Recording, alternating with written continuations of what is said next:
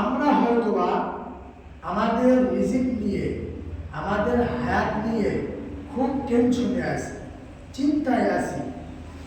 আল্লাহ রাসূল সাল্লাল্লাহু আলাইহি ওয়াসাল্লামের সাহাবী আনাস বিন মালিক থেকে বর্ণিত, তিনি বলেন রাসূলুল্লাহ সাল্লাল্লাহু আলাইহি ওয়াসাল্লাম বলেছেন, মান সারাহু আইয়ুসাকা লাহু বিরিজকিহি আও ইনসালাহু ফি আকারিহি ফালিয়াসিল রাহিমাহ। রাসূলুল্লাহ সাল্লাল্লাহু আলাইহি ওয়াসাল্লাম বলেন, যে ব্যক্তি খুশি হয়, যে ব্যক্তি চায়, ইচ্ছা করে যে তার রিজিক বৃদ্ধি হোক অথবা তার হায়াত বৃদ্ধি হোক, কেউ যদি তার রিজিক বৃদ্ধি কামনা করে, তার হায়াত বৃদ্ধি কামনা করে, ফালিয়াসিল রাহিমা, তাহলে সে যেন আত্মীয়তার সম্পর্ক বজায় রাখে, আত্মীয়তার সম্পর্ক ছিন্ন না করে, সম্পর্ক নষ্ট না করে।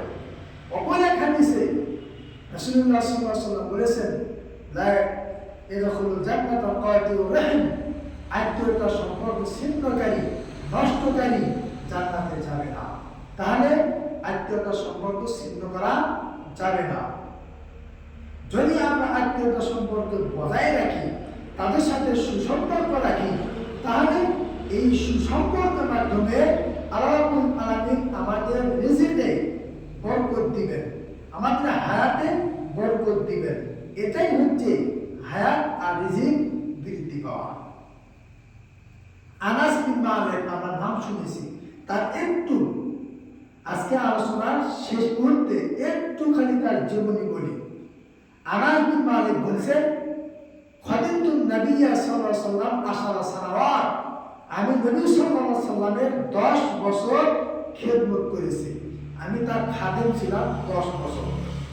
এই 10 বছরে তার খেদমত করতে, কোনো কাজ করতে বলে নাই, তাও যদি করছি আল্লাহ রাসূল বলে নাই কেন করলে, কোনো কাজ করতে বলেছে, যদি না করছি তাহলে কোনোদিন বলে নাই তুমি কেন করলে না।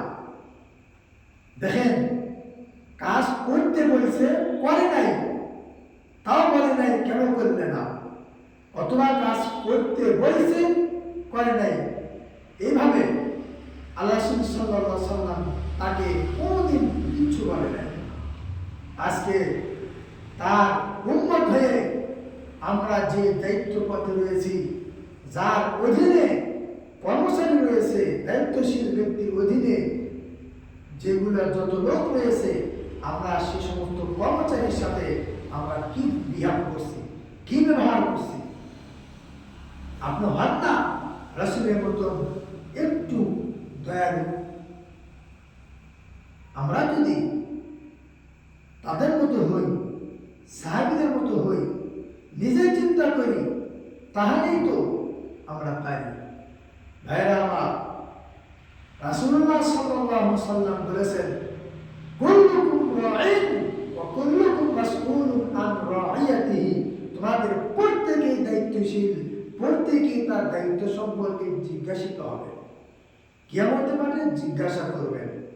ভাইরা আমার, রাসূল সাল্লাল্লাহু আলাইহি ওয়াসাল্লাম বলেন, যার অধীনে 15 জন, 20 জন, 30 জন, 100 জন, 500 জন, 1000 জন, যার অধীনে কর্মচারী কাজ করছে, একজন প্রিন্সিপাল হতে পারে, অধ্যাপক হতে পারে, বস হতে পারে, কোম্পানির ডিরেক্টর হতে পারে, এই সমস্ত মানুষের অধীনে যারা কর্মচারী কাজ করছেন, 5 জন হোক, 20 জন হোক, 15 জন হোক, এই কর্মচারীর ভিতরে 5 জনকে আপনি ভালো চোখে দেখবেন আর বাকি জনকে আপনি খারাপ চোখে দেখবেন।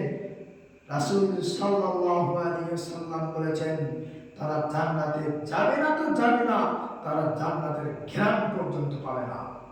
ওই মাদ্রাসার প্রিন্সিপাল সাহেব, অধ্যাপক সাহেব,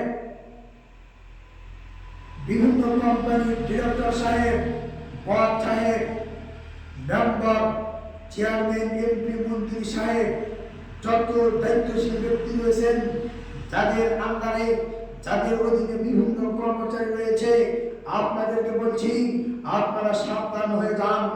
মৃত্যু হওয়ার পূর্বে সাবধান হন। আপনাকে কেন্দ্র করে রাসূলুল্লাহ সাল্লাল্লাহু আলাইহি ওয়াসাল্লাম আজ থেকে 1450 বছর পূর্বে বলে গিয়েছেন, আপনি আপনার কর্মচারী 5 জনকে ভালো চোখে দেখবেন, বাকি জনকে খারাপ চোখে দেখবেন, 5 জনকে প্রমোশন করে দিবেন, বাকি জনে প্রমোশন করে দিবেন না। আপনি দায়িত্বশীল হিসেবে কিয়ামতের মাঠে জবাবদিহি করতে হবে। জান্নাতে যাবেন না তো যাবেন না, জান্নাতের ঘ্রাণ পাবেন না। সাবধান, দায়িত্ব পালন করার ক্ষেত্রে সাবধান হয়ে যান। আল্লাহ রাব্বুল আলামিন এই সমস্ত দায়িত্বশীল ব্যক্তিকে তার দায়িত্ব সম্পর্কে সতর্ক অবলম্বন করা, সাবধান থেকে কর্মচারীকে ন্যায়বান নীতিবান বিচার করা, ইনসাফ করা, যেন প্রত্যেকটা কর্মচারীকেই 20 জন হলে 20 জনকে, 30 জন হলে 30 জনকে, 500 জন হলে 500 জনকে এক চোখে একভাবে বিচার করতে পারি। যদি পারো দায়িত্ব রাখো, যদি না পারো দায়িত্ব ছেড়ে দাও। আল্লাহ রাব্বুল আলামিন আমাদের সকলকে সঠিকটা বুঝে সে অনুপাতে আমল করার তৌফিক দান করুন। এই হাদিসে যেন আমরা বিপরীত না করি। আমরা প্রত্যেকে চাই জান্নাতে যাওয়া, জান্নাতের ঘ্রাণ নেওয়া। আল্লাহ রাব্বুল আলামিন সেই জান্নাতে যাওয়ার জন্য, জান্নাতের ঘ্রাণ নেওয়ার জন্য যতটুকু করা দরকার আমরা যেন ততটুকু করতে পারি। যা করলে জাতীয় সন্তুষ্ট হবেন, যা করলে কর্মচারীরা সন্তুষ্ট হবেন, যা করলে আল্লাহ সন্তুষ্ট হবেন, জান্নাত পাওয়া যাবে না এমনটা আমরা করব না। আল্লাহ সকলকে সে তৌফিক দান করুন। আমিন। ওয়া আখিরু দাওয়ানা আলহামদুলিল্লাহি রাব্বিল আলামিন। আসসালামু আলাইকুম ওয়া রাহমাতুল্লাহি ওয়া বারাকাতুহু।